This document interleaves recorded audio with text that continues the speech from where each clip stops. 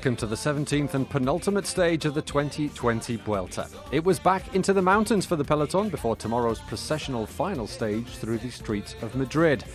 The podium places weren't totally settled though, 24 hours from the end of this year's race.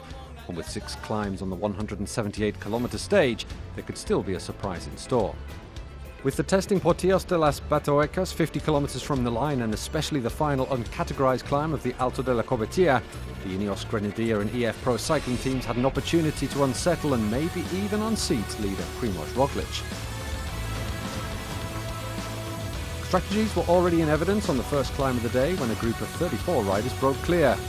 Movistar had 3 men up front, and there were also a number of potential stage winners in the breakaway. The likes of Davide de la Cruz and Guillaume Martin could also give their general classification positions a major boost.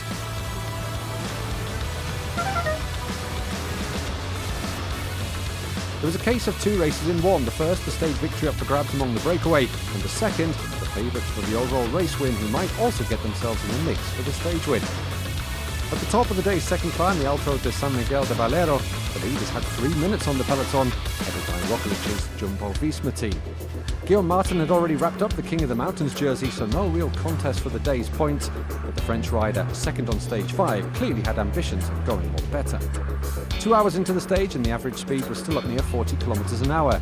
Jumbo-Visma's Robert Gesink kept the tempo high at the front of the peloton to ensure the breakaway group's lead didn't become unmanageable as they began the climb of the Alto de Cristobal, less than 80 kilometres from the line. The Movistar team moved to the front of the peloton heading into the final 50 kilometres.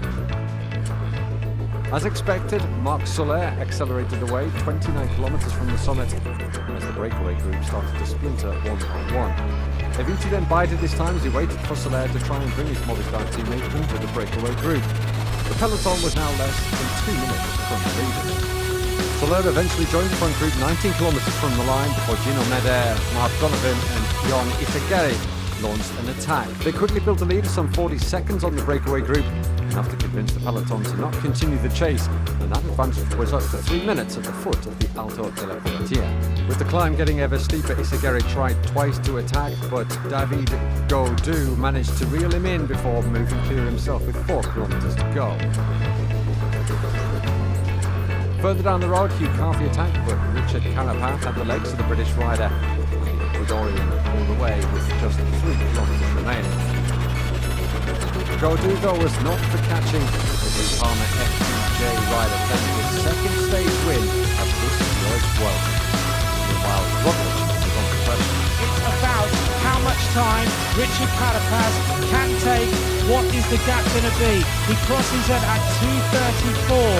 So Primož Roglič now has got 45 seconds to get there. Primož Roglič saves La Vuelta by around 19-20 seconds. So it's an intense battle right at the end with Carapaz and almost changing things at the top of the GC a day before the finish of Madrid. It was a bold effort by the Ecuadorian, but he was only able to claw back around 20 seconds on Roglič, meaning he fell just short in his bid to snatch the red jersey. That belongs to Primož Roglič for the second successive year. After winning stage 11, David Gaudu doubles up with a prestigious win which also gave him a major boost in the general classification. I said to myself, why not today? Why not me? The weather conditions are those that I like. It's good when it's cold and rainy for me. It's one of those days when you don't have to think about things. You just do everything by instinct.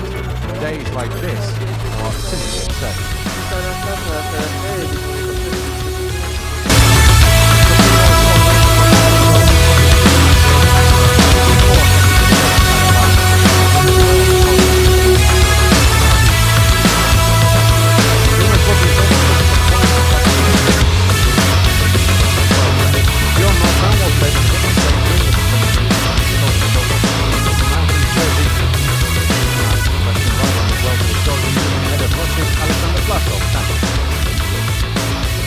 Roglič centre stage on the route to Madrid that will likely end with a sprint finish for everyone.